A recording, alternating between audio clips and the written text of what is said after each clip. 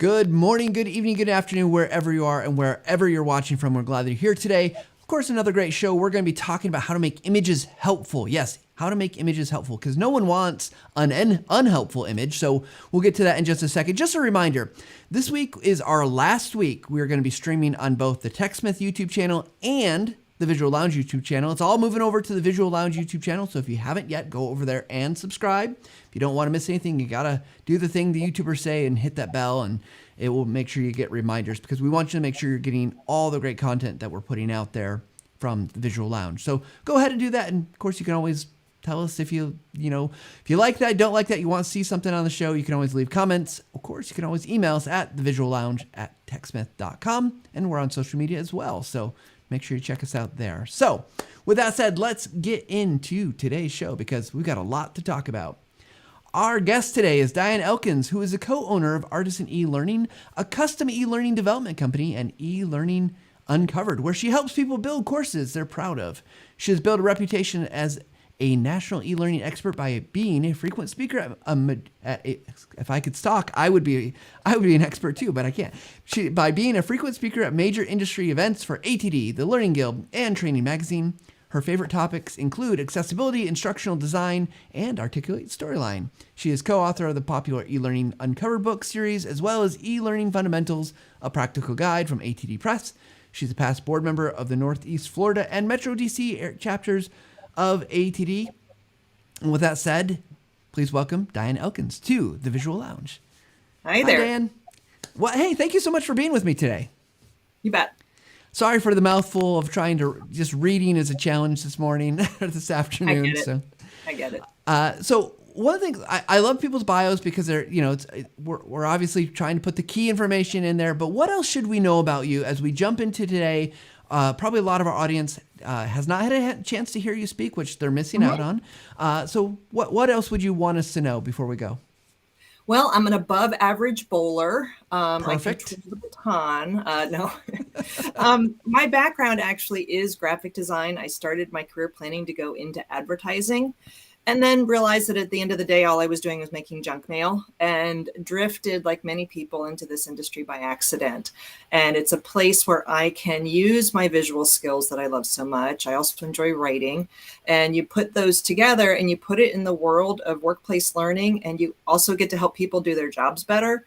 That just seems like a really great mix of the creativity I join and that I enjoy, and the larger purpose that I enjoy.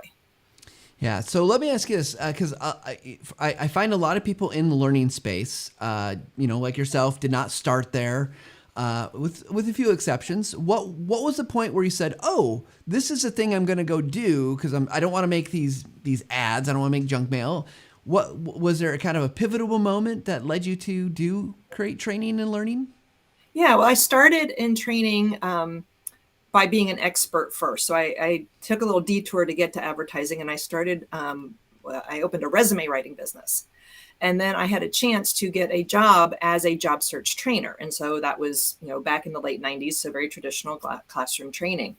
Did advertising a while. And when I was done, I said, I'm going to go back to this training. And I was a classroom trainer for several years, business skills. And then I worked for a company who in 2000 wanted to move into e-learning. And when it was starting to become big, and they looked around the office and said, Diane, you know Excel, you're kind of techie. You want to help us figure this out? I'm like, okay. So my boss and I went to a conference in Denver in 2000, and we figured it all out. And what I realized is the reason I didn't know what I wanted to be when I grew up is that it didn't exist yet. And now it existed. And so everything I had ever studied and loved in my life was now all in one job. And that was 22 years ago, and I haven't looked back since. Oh, that's awesome. It's interesting how often that happens, I think, to folks in this industry, is that they kind of just fall into it and they realize, oh, I can bring all these pieces together. I'm very much the same way. It was I was mentioning before we started today that I did it. I worked in for the federal government doing their training arm as an intern, actually, and it was a job I found, because I needed a job during this internship when I was going to be in DC with my school, and I'm like, oh, people do this? They train people for, wow, it was amazing. So, but that's not why we're here to talk today. We're here to talk about helpful images. we're going to start kind of broad here. I'm curious. There's a lot of opinions about good e-learning, bad e-learning. What role do you think visuals have in kind of tipping the balance? Because I don't think it's going to be like, it's not the only thing that makes e-learning good, right? But what role do you think it has in tipping the balance towards good e-learning versus stuff that's maybe less successful or less helpful? Yeah. Well, one thing that I think is really important to know is that good visuals can't fix bad training. If we don't have information that's helpful, it doesn't matter what the images are. I don't care how pretty it is. So pretty can't be the driving force. Is going back to that word helpful. It's one of my favorite words at Artisan. One of our core values is to be knowledgeable and helpful. Our job is to go out there into the world and put information in people's hands so that they know how to do their jobs better. And everything we do has to drive that. Now, at the same time, if it looks terrible, that can, first of all, inhibit learning. If I can't read your font, I mean, we have the ability through font and color choices to induce a migraine, right? Electric blue and lemon yellow. Don't know. I mean, we have the opportunity to actually inhibit learning. Some of the research, I like Ruth Colvin Clark's research on this, on such that in many cases, you can learn just as well with a simple diagram as a complex diagram. And in fact, in some cases, people can learn better from a simpler diagram. But learning is only one aspect of it. You want people to take it. You want people to believe you. You want people to assign you enough credibility that they want to go adopt the things you're trying to get them to adopt. You want them to maybe say nice things about it to their coworkers. And visual design does have a lot to do with that, because if your message is in an unprofessional looking package, people will doubt your message. Well, there goes. I'm just starting to check off all the questions I was going to ask you about, right? Like, okay, there we go. Let's talk about that though for a second, because I think there is a sense of like, what's the role of aesthetics? And like you said, like bad aesthetics can create migraines, it can create problems, it can make it so people don't learn. I know there's a study, and this is completely different space, but it's about audio quality. That people who listen, like if you have an expert and their audio quality is bad, they'll actually be perceived as less intelligent. I imagine that's same with visuals. Like if it's bad visual design, it will be seen as less relevant, important. So how do we know that we're getting to the right level, right? And I know we've got some stuff we'll talk about, different kind of levels and approach, but like just generally, what are there best practices here that we should just be aware of? Absolutely. The way I like to look at it is 3 levels. There's a certain level of professionalism you don't want to go below. Comic Sans in purple, just don't. Just don't. Images that are grainy and fuzzy and poor quality. One that's a piece of clip art next to a photo, and it's just a haphazard look. You can't tell where you're supposed to be looking. That's a level of professionalism you don't want to go below. Then we've got what I'll just call simple, average, maybe even kind of plain. And then there's, oh my gosh, that's beautiful. Well, oh my gosh, that's beautiful is great, but it's okay if your design is simple. I talk about the 3 font rule and the 3 color rule. Unless you are a trained professional, you don't need to go with more than 3 colors: a dark, a light, an accent. And you don't ever need more than 3 fonts: a heading, a body text, and an accent. If you have more than that, you're trying too hard. Now, some people can pull it off. Like I have a friend, he can pull off a plaid blazer and a paisley tie like no one can. Most people will get that wrong. So for most people, it is a good rule to not mix your patterns unless you happen to know you can pull it off. Same thing with things like fonts and colors. Is one of the best ways to be professional is to have fewer design elements, which might seem counterintuitive. People might say, oh, I went to a PowerPoint class. I've learned how to do this and this and this, and I'm going to put it all in one course. Well, that's actually going to hurt your message. So simplicity is actually better. Pick a few key colors that you use over and over, a few key fonts over and over. So in terms of just your immediate global design choices, keep it simple. So let me ask you, because I see that a lot with especially beginner designers, instructional designers, but outside of that too, right? It's easy to make that mistake of too much. How do you help pull someone back from that? What would you say to someone if I'm making that vital mistake? Because it feels good to use lots of stuff I know, right? So how do you help talk somebody off the ledge before they make that, leap into the, oh my gosh, it's too much? I think if your driving force is how cool it is, you're off the mark right there. If it's, oh my gosh, I want to learn this, use this new thing, that is the cart before the horse. I can use lots of analogies here. Right. Is ultimately, I think what we can do is change the prompts in our own head. So if I'm sitting there looking at something and saying, what should my slide say? I am seeding my brain to come up with text as my answer. What should my slide say? I am predisposing my answer to be text. What should my bullets be? Again, I'm predisposing it. What piece of clip art or what image should I put off to the side? You're predisposing yourself for a certain thing. Instead, maybe even stop using the word slide and go back to a word back from like the 90s when, before we even had PowerPoint in the classroom back in the dark ages. We talked about visual aids, not slides. I want to see that term come back. If I ask myself, what's the best visual aid for this? So I look at my content and saying, based on what I'm trying to accomplish, what visual will best help me get there? Not how can I make this look cooler? How can I make this hip? Hey, can I use that new thing I learned in class? Those are prompts that will send you down the wrong path. But if you ask yourself, what am I trying to accomplish? Is it to explain a point, evoke an emotion, build credibility? What are you trying to accomplish? And what visual will best help you get there? That'll help make sure you're staying on track. You're focusing on what's most important. And oh, by the way, it's likely to be helpful. I love it. I love it. And we're doing this. We're bringing back visual aid as a term. Yes. So let's here. Right hashtag now. Visual aid. We're gonna spread it across social media. I love it because I think it's so easy to get caught up in those things because there's so much you can do and there's so much like you want the aesthetic. Like I think there's the trap I fall into this is I want the aesthetics because I want it to be believable. I want it to be trusted. I want it to feel good. And sometimes it's hard to it's a conceptual concept. And so I'm like, I don't have anything visually that's super valuable here. So I'm going to make something that's pretty. I think I do an okay job with the pretty, and I'm pretty good overall balancing, but it feels like I fall into the trap because short of the other things that I could be doing, it's really sometimes hard to be simple. Yeah. And so I love the advice that I know there was a comment in the chat about the 3 colors, 3 font rule.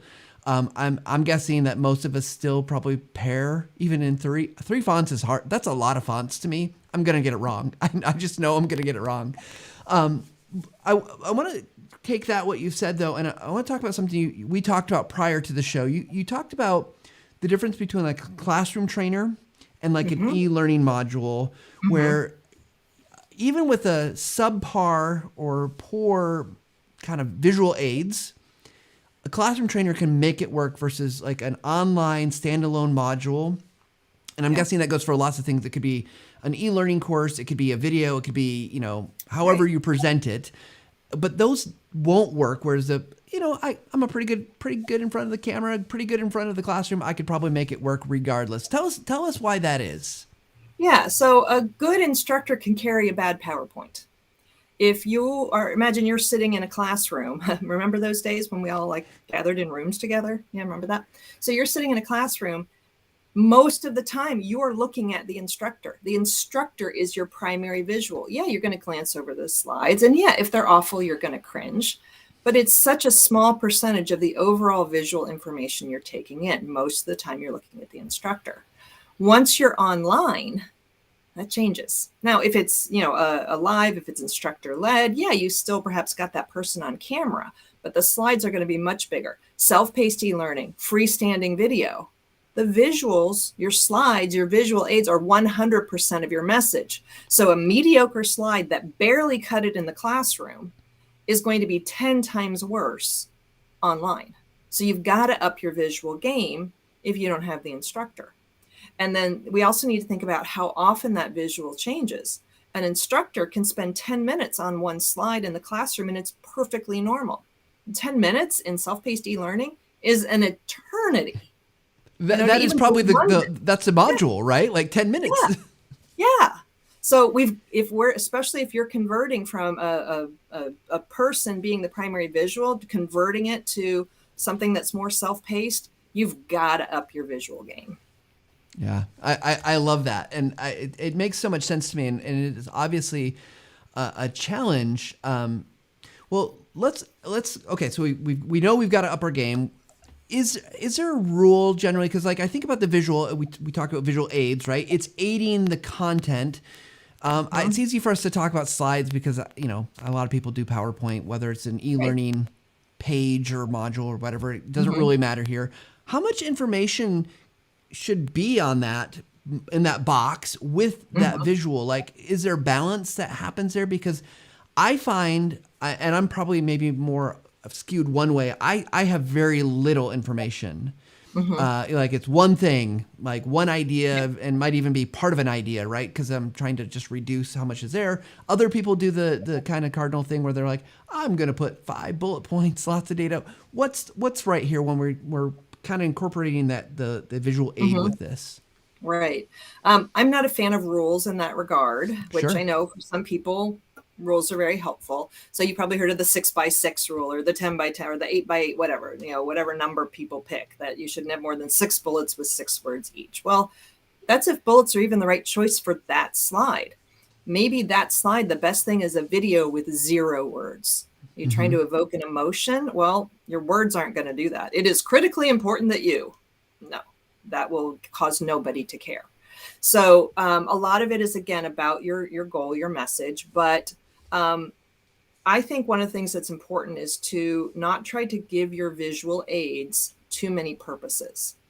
I think one of the struggles that people have, especially, I see this more with classroom training than with self-paced e-learning, but with classroom training, you're making your PowerPoint, and they want the PowerPoint to also be the instructor notes. I don't mean the notes pane, I mean the slide. And so they're making their visual aids be their instructor notes. And hello, where's the worst place to put instructor notes? Behind me? I mean, really? That's where I should put my notes? So that the students can see my notes? No. I mean, there's presenter view. Get out an index card. Nobody will mind if you put your notes on an index card or you have a piece of paper in your hand. So your slides are not for you. Period. Your slides are not for you.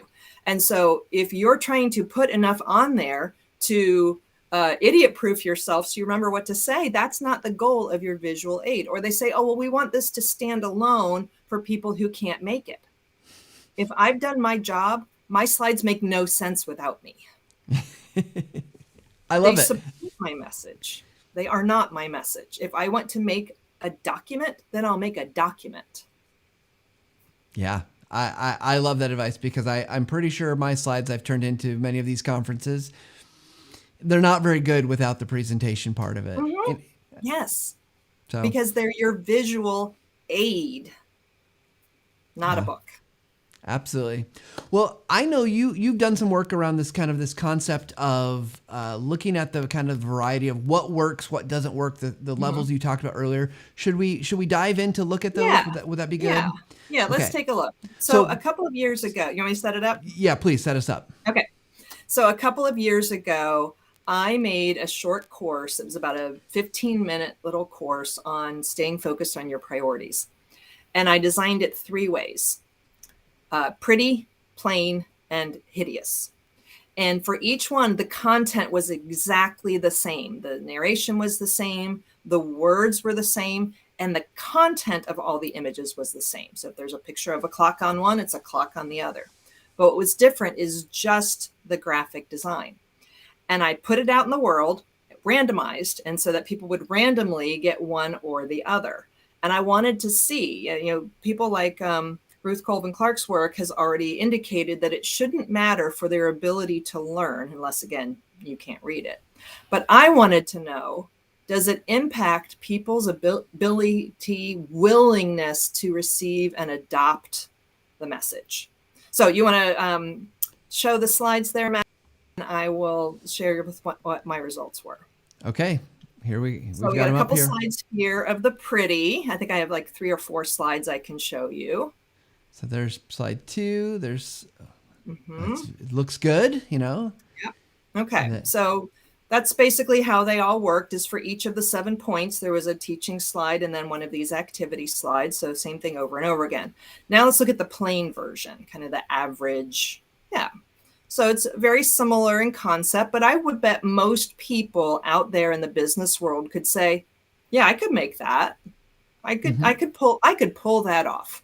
It's not fancy. Nobody's going to win an award from it. Nobody's going to put it up on their refrigerator because they're so proud of it, but it's fine. It's perfectly fine. Okay. Let's show them the ugly. Are you ready? Cause I don't know. I don't know if I'm ready. Oh, yeah. Oh, that's painful. Yeah. There's our menu. Somebody wanted to use every tool in their toolbox. Got lots of color options. Yeah. Oh, isn't it gorgeous? Yes. Oh, stock photos. Easy those are fun. Graphics. Yes. Brush font. Oh, yeah. That's easy to read, isn't it? So when I was making this course and making the ugly version, I was thinking, Diane, you've gone too far. Like, people don't really make it this bad. This is not going to be really worthwhile. And then I got a PowerPoint from somebody. Someone we were talking to about doing work, and they said, yeah, we've got some existing training. We'd like to refresh it. We'd like to, bump it up a notch. And when I opened it, I physically jumped back in my chair because of the physical assault that was their course. I'm like, nope, I have not gone too far. This does exist in the world. So I had about 500 people go through the course, and unfortunately, I didn't get enough survey results for it to really be statistically valid. I was hoping to make this actual big R research. But what was really interesting to me is that the plain and the pretty got very similar results. Pretty got a little bit higher. Yeah, so there's again the plain. And it got very similar results to the prettier one. And they said that what I liked best was the comments, and so people with both courses said, hey, this was helpful. This gave me some useful things to think about. On the plain one, there were also a few comments that says, it would have been nice if it was a little more visually interesting, and then they went on to say a nice thing about the course. And they were talking about how this would help them. Not one person who took the ugly course said anything about how it was helpful. It was the same exact course, but not one person said, hey, I learned something that will help me. So either they didn't finish it. I don't even know if I would have gone past that first slide, quite frankly. Yeah, I think that this is a showstopper. Yeah, right there. So, you could have the best content in the world, but if it's in this type of package, people won't listen to you. And so we've got to make sure that our attempt to be cool doesn't backfire. And it is better to be plain than to try cool and get it wrong. Yeah. And real quick, Diane, what I want to do is I want to try to describe this visually for anyone who's listening to the audio portion of this later. Sure. So you imagine a slide with a striped background, multiple different types of visuals that are images, fonts, or images like graphics that are different types and styles and colors, blurry pictures, a very cursive font, which is wow. And so you really have to go check it out on our YouTube channel, The Visual Lounge on YouTube, if you want to get the full picture of it if you're listening to this, but you don't need to see it to imagine it's pretty bad. Now, one thing I did notice, and it was interesting because when you sent these to me, I looked through them and I was like, okay, yep, that looks really good. That's really good. I want to point out on this slide, and this was just my kind of gut reaction, is on this ways to stay focused and prioritize. You've got kind of this arc of the icons and the numbers. I actually really responded to the average one. I thought, oh, this feels a much clearer, much easier to read. I know I wasn't taking the course. I wasn't trying to go through it as a learner, but just kind of my gut was like, I actually like this one better because it was just like I could follow along easier where it wasn't trying to kind of throw me around Do with too many like things. Yeah. too many things. Yeah. Yeah, it was almost overdid it on the pretty. Yeah. Yeah. And that can happen. And you can also clutter up your message so that it's hard to tell what's what. And the other thing that is really important is to, think about individuals who may not have the same physical abilities as you, the same ability to perceive color, for example, the same ability to just process information. And so sometimes the clearer, more straightforward approach is easier for people to process. Yeah, we had a question come in from Garth, one of our viewers today. Said, "Are we saying that visuals can really do more harm than good?" Would you say that's the case? They can. From a couple of perspectives. One is it can be hard to read. It can be distracting. It can be irrelevant. There's a lot of things that can go wrong with it. So, Patty Shank just did a really great article on when it is and isn't appropriate to use graphics. And I won't remember the official 3 words, so we're just going to have to, but basically using my words, I apologize, Patty. You have your helpful graphics, meaning they aid in learning. Then you have your basically kind of neutral graphic. It might be decorative, but it's not causing any harm. But then you can have, I think the word is like seductive graphics, where it gets you sucked in to something that is irrelevant and it actually knocks you out of learning. So yes, the wrong graphic can actually inhibit learning. Yeah, well, I love that. I love that concept because I think there is a danger. And we are TechSmith. We are all about images and visuals, but it's still using the right ones for the right place and the right time. But I love that breakdown that because sometimes there's not a visual that fits, and as long as it's not, it's kind of that principle: do no harm, right? Like it's not doing harm, but it is very easy to get caught up and be like, oh, we're going to do a really nice graphic here. And then you get caught on the graphic versus what is the message? What is the thing that we're going to say, or what are we trying to convey, whether it's learning or even I would just imagine just kind of regular communication, right? Like you get caught up on it and it's taking people on the wrong thing. And that's why I love the question, is it helpful?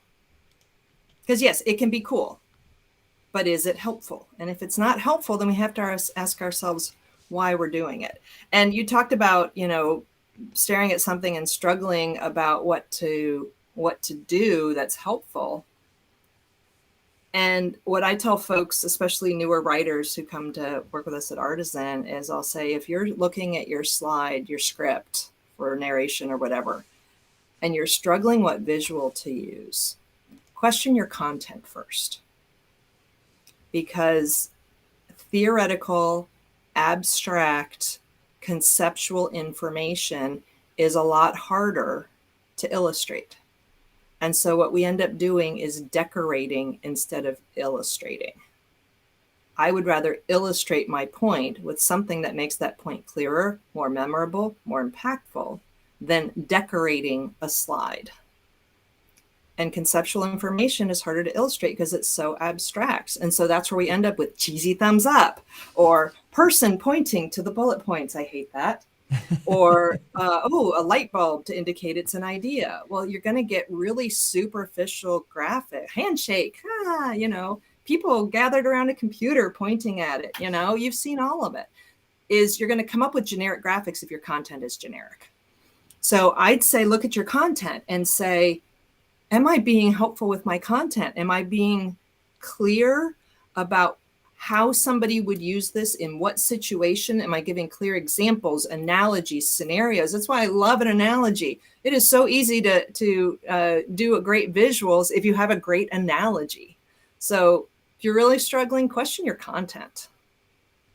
Yeah, I do love that. And I love that you turned it towards thinking about what are the analogies, what are the ways that are illustrative outside of pictures, right? Like how do you take this from a high level thinking to more concrete thinking? But that's a real challenge for a lot of us, right? It's because we do have conceptual things that we have to convey.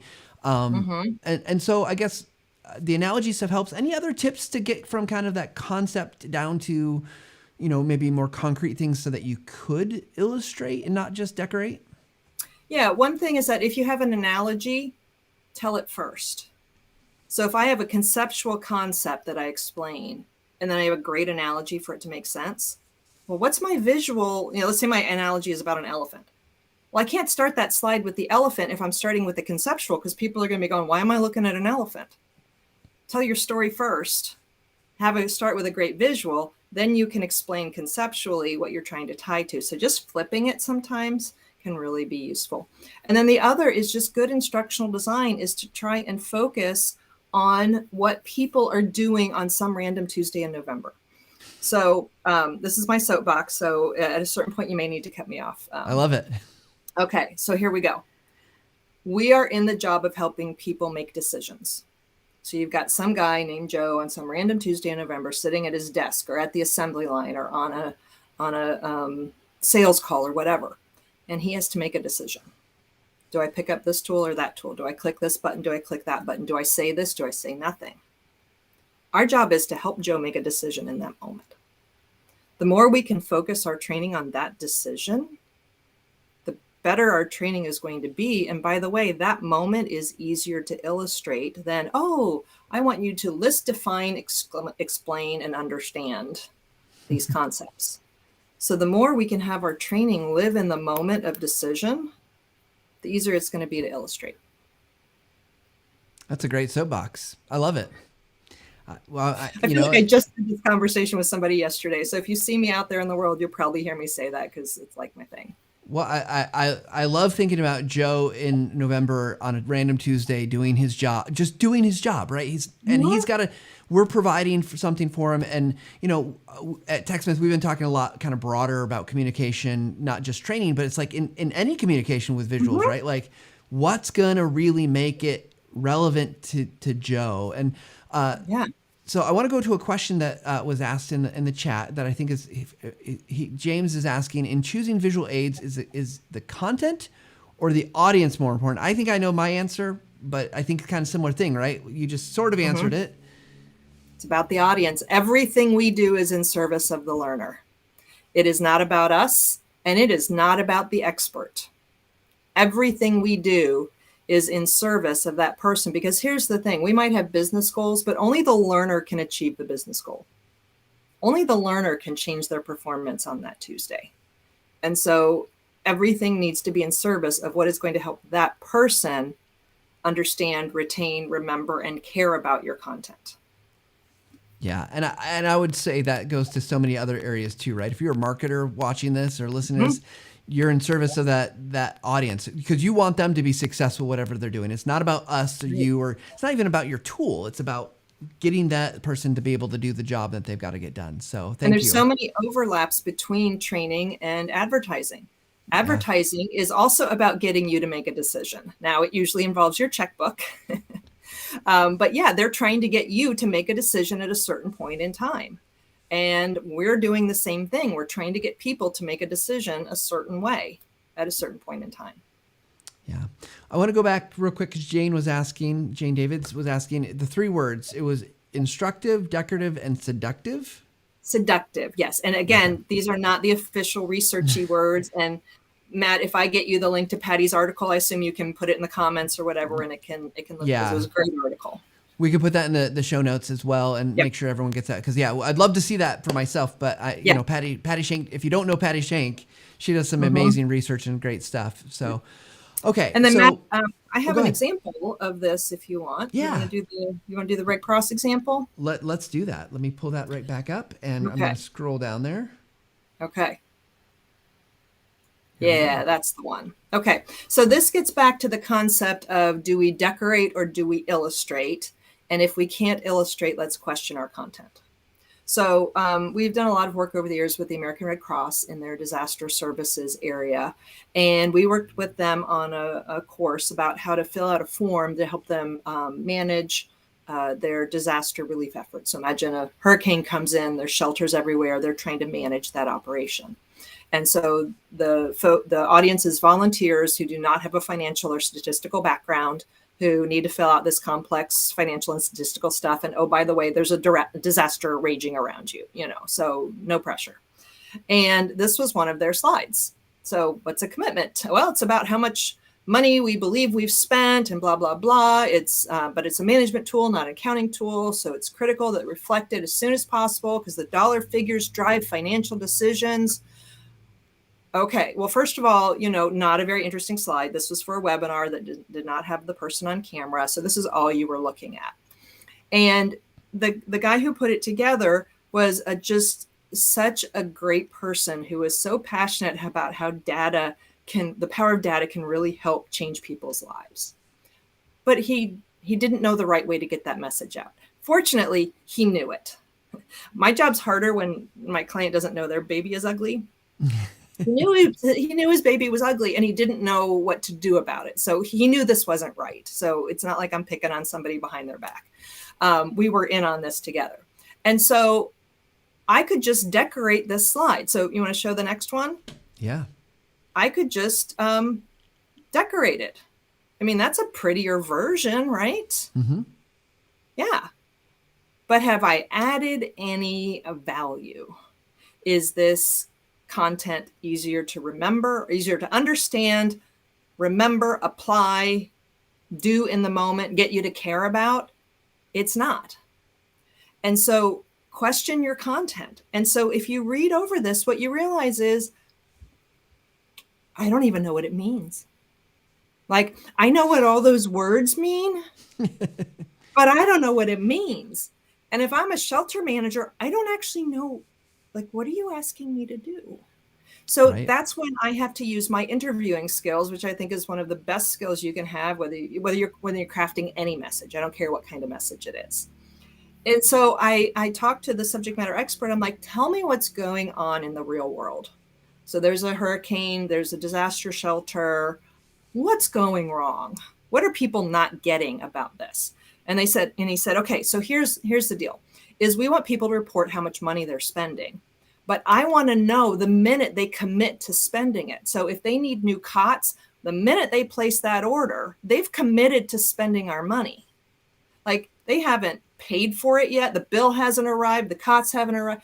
By the time the cots have arrived and the bill is coming, we paid it, like, our shelters are closed. We're done. Like, I can't respond if I know 3 weeks after you've made a decision or a purchase. I need to know the minute you've committed our funds. That's why they're called commitments. Mm-hmm. And what I realized is that this is not a slide about money. This is a slide about time. They were putting the expenses on the wrong day. So coins are not even the right decoration. So if we go to the next slide, we could do something as simple. This is a very, very simple slide. I'm sure everybody watching this can make this slide. For those of you who can't see it, it's a calendar with a couple of dates and a couple of red circles. And so if this was self-paced e-learning, I'd say, okay, so let's say you order some cuts on the 7th, receive them on the 10th, and receive the bill on the 23rd. We can't wait till the 23rd to know that that money is being spent. The minute you spent it you made the order on the 7th, that's the day it goes on your form. It's clearer to understand. You're going to remember it better. And by the way, this is going to be a much shorter slide. The right graphic makes your courses shorter in many cases.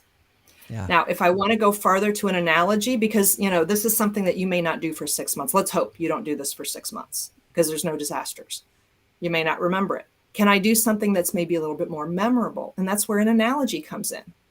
So I could say, imagine you're going to have dinner with your friends. You have a $20 bill in your pocket. You place your order, you get burger, fries, and a shake. It comes to $14. Okay. You're waiting for your food. You still have $20 in your pocket, don't you? You do. And everybody says, hey, you want to go to the movies? And you go, yeah, I got $20. We can go to the movies. Well, you've already committed to spend $14 of it. So if you want to show the next slide, when you order, you commit. And it's the commitment that we put on the form. So that's another case where an analogy makes your graphics so much easier to do, but it's not just about prettier. You're more likely to remember this now. It's more helpful. Yeah. Well, wow. I love these examples, and I love the walkthrough because I was looking at these earlier. I'm just going to go back and, like you said, this made no sense. Uh, Money on the page. No sense. It made no sense. It's because it's not about money. But it Right. really, I was like, what is this even saying?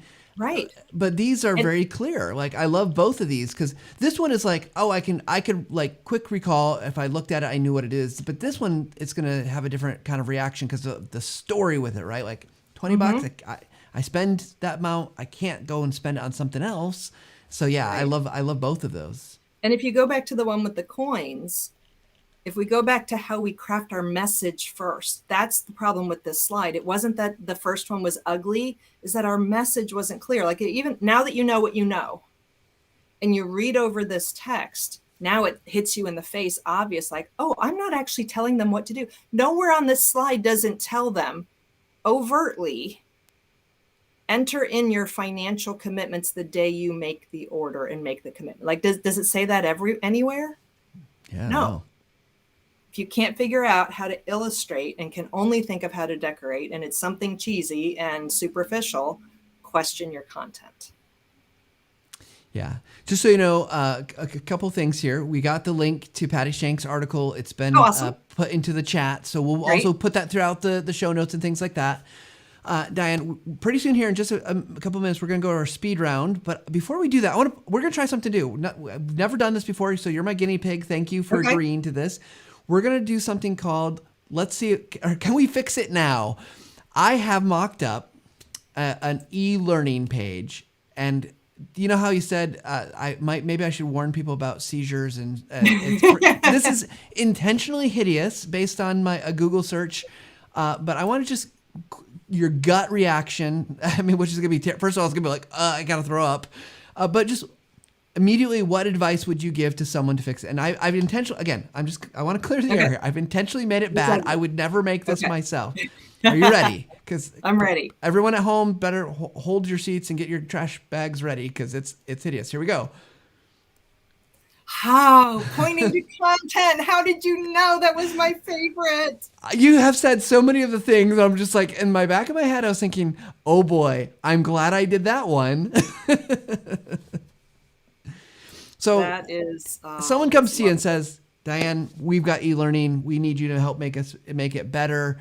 What advice would you give? And obviously, this is more like could be an interactive module, but this could be a slide. Mm-hmm. I could do this in PowerPoint. It could be in whatever, Mm-hmm. right? So, Yep.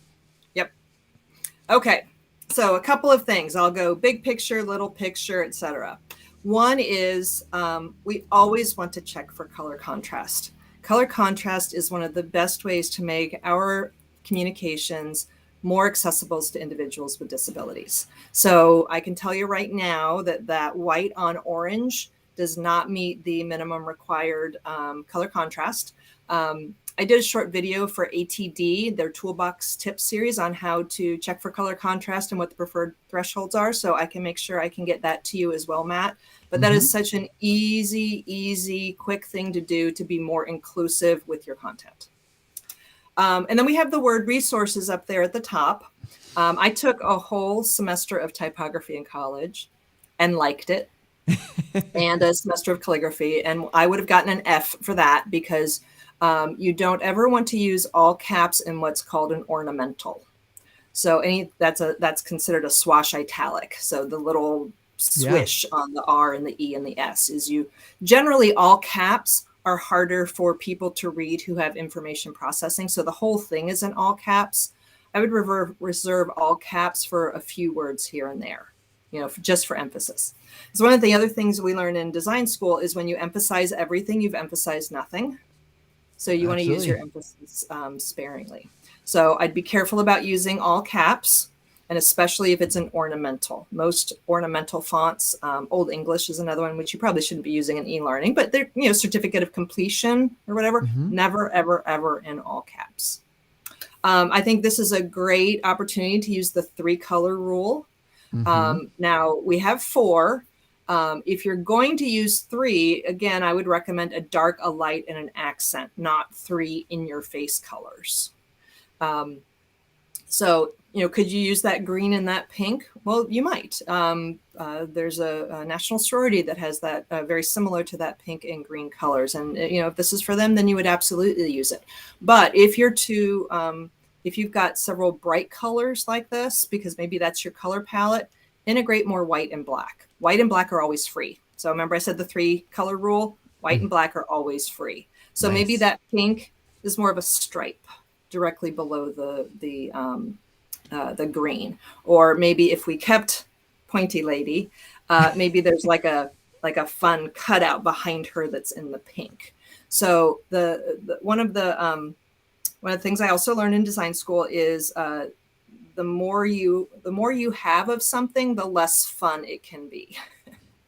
So something that's that big shouldn't be that pink. The same thing is true with text. The more text you have, the less fun you can have with the font. So if you have 2 words like hot tip, yeah, pick something a little fun and interesting for that hot tip.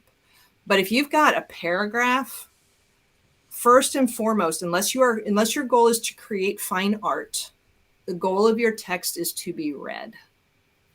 And so if you do things that keep it from being read and using a complicated font on a larger passage, it's going to eliminate the effectiveness of your message. So let's see, we've got 1, 2, 3, 4, 5 fonts. So I did my worst. Yes. And you got Comic Sans in there, so way to go. And then the other thing that this is more of a subtle thing, is through design you have the ability to influence where the learner's eye goes. Mm-hmm. And some of the things that cause your eye goes somewhere other than one place other versus another. See, now I can't form full sentences. Some of it is if it's distinct. If everything is big and one thing is small, you're going to look at the small thing first. If everything's small, one thing's big. If one thing's brighter, if one thing's more dull, basically whatever makes it different. Also, a lot of room around something makes it more visible. So my eye goes directly to her, which is the least important thing on the message. Now, the one good thing about her little pointy finger, which I hate, is it does actually draw your eye over to where you're supposed to look. But why should I look at her first? Right. So I won't say you can control where people's eyes go, but you can influence it. There's another graphic. I think I'll see if I can find it for you. It's awesome. It's a graphic with a bunch of I think it's a web layout. And so everything's in the right font and color and position, but the words say, you'll read this first, you'll read this next, you'll read this next, you'll read this last. And by golly, it's true. Just based on where it is and how it looks. So what you need to decide is, where do you want them to look? I took an abstract painting course once, and the teacher was off looking at somebody's work and says, what's your focal point on this painting? And she says, right here. And he says, okay, what's going to make me look there? Okay. And then where did they go next? So on this slide, I don't know where to go next. Like it's so disjointed.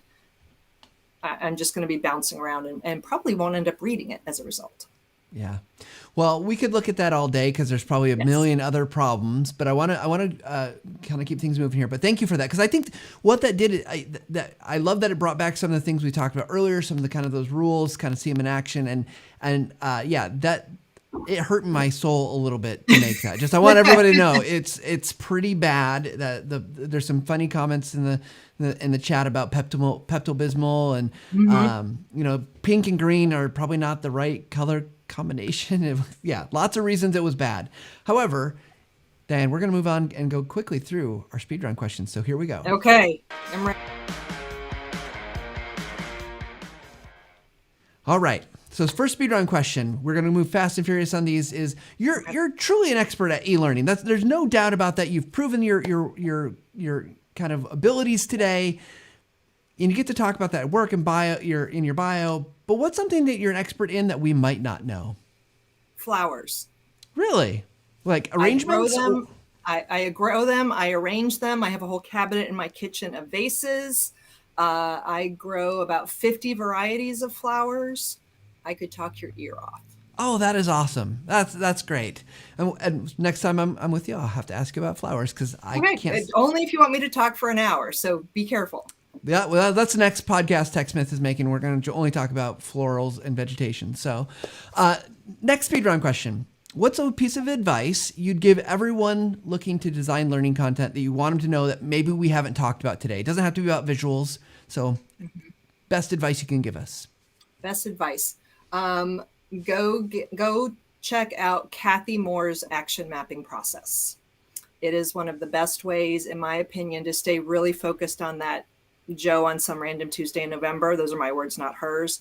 But it's just a very elegant process for making sure you're focused on what people need to do instead of just filling their heads with information that they may or may not know what to do with. Perfect. I love it. So Kathy Moore's action mapping. Action mapping. Okay, go check it out. Okay, question 3. There's only 2 questions left. So question 3, where do you go for inspiration? Obviously, you're in a creative kind of industry job. You've got to have lots of ideas. How do you keep the kind of the creative well filled, if you will? Good question. One is I go to a lot of conferences. So that's great. Learning Guild, ATD, Training Magazine has a lot of good stuff. So many webinars. I find a lot of my inspiration from LinkedIn. So connecting with people like Patty Shank, that's how I found out about her article. So LinkedIn is where I see people who post things that influence them. And so that helps. When I was newer to e-learning, one of the things that really helped was getting my hands on as many examples as I could. Yeah. And so doing a search for people's online portfolios, companies, like Artisan has an online portfolio. Go check it out. Go look at some of the examples. The Articulate community has their e-learning examples page, their e-learning challenges page. The Learning Guild has an event called Demo Fest. If you can go in person, that's great. If not, the winners of that event have a free webinar so you can see it. So get out there and just see as much as you can. Yeah, I love that idea because it really is. It's amazing what people are creating, what they're able to do, and it is definitely a place. Because I'm a firm believer of great art. It's what Steve Jobs stole from Picasso. Great artists or bad artists copy, great artists steal, and there is no shame in taking people's good ideas in the industry as long as you're not blatantly ripping it off and calling it your own. But taking their ideas, making it your own is I am really a fan of borrowing inspiration. Absolutely. All right, our last question for today, and we just warn people it is the hardest question that at least that's what our guests tell us, because mostly it puts them on the spot and they're like, I don't know, do I really want to answer this question? It's what's a question you'd like to ask me? Oh, what's a question I would like to ask you? Okay, so in the role at the beginning of the session, you had the bits about your Audiate program. The audio editing. So if I understand from the little bit I saw there, it's one where you can text edit your audio. So you select the words which is awesome. So I've used a program called Descript that does that as well. That one also lets me do a text to speech profile of my own voice. Is that something that Audiate has as well? So if you're talking about to be able to replace your voice, like we do not have that right now. Okay.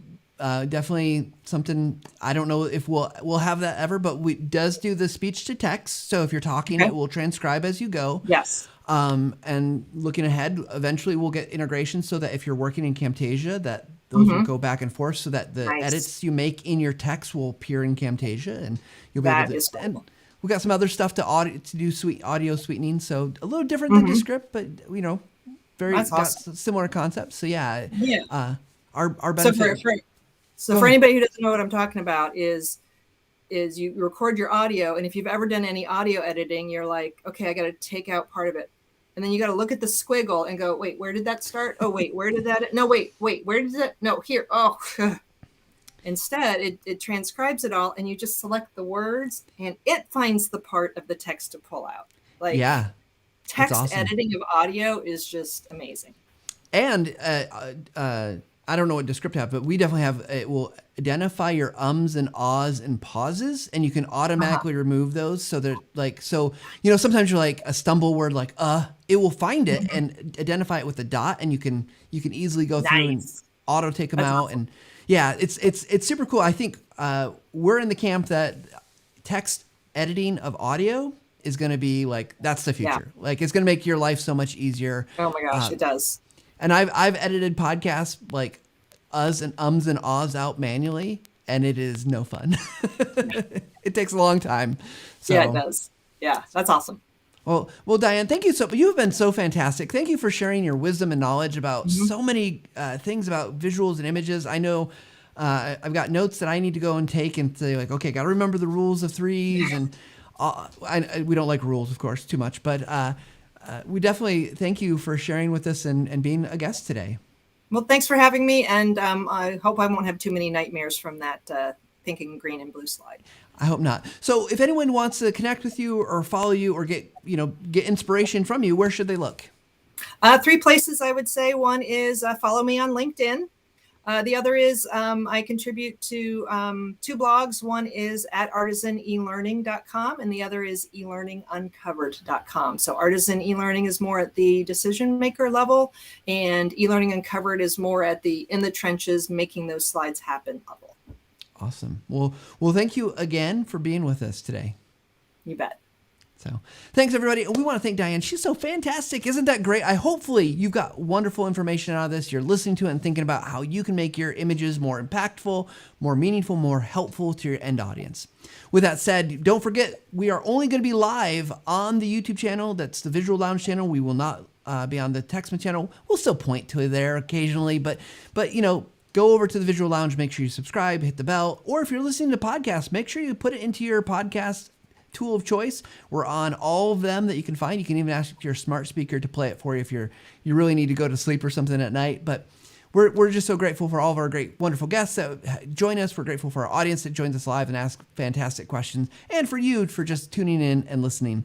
So don't forget, wherever you are, whatever you're doing, make sure you take a little bit of time and level up every single day. Thanks, everybody. We will see you guys next week.